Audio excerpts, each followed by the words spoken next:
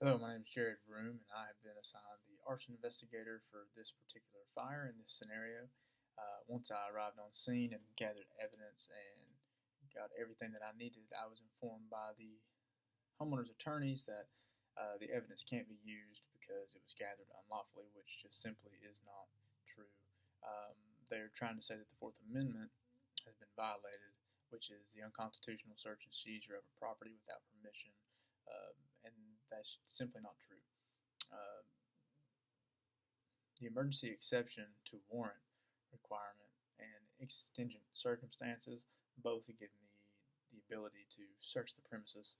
I have prior information from multiple firefighters saying that the house was set up a certain way with certain furniture before, and then once I arrived on scene, it was set up differently than what they have described to me, which is a blatant arson with probable cause. It's simply arson with probable cause.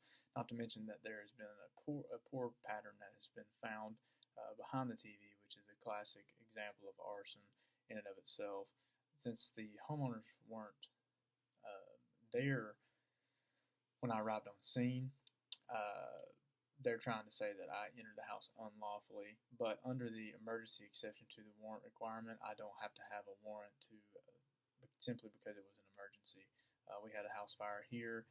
It is my job to come in and to investigate, and I do not have to have permission based on exigent circumstances that were found, which would be an emergency situation. I'm simply exempt from those. And once I entered the structure, I found multiple things that were out of place. I found old furniture instead of newer furniture that was described to me that was in there.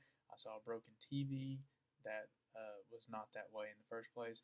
Not to mention the pour pattern on the floor behind the TV, along with the melted substance. And just so you guys are clear on what a pour pattern looks like, here's an example. It's kind of difficult to see, but you have the burned areas, okay, and then you have an area here that has not been burned. So what this does is you pour all of your liquids and things like that, right? So if you use an accelerant, which they obviously did in this scenario, based on the pictures I've gathered and the information that I have being an arson investigator, they pour whatever substance it is, and it will create a pattern of some sort, right? And you can see this through here.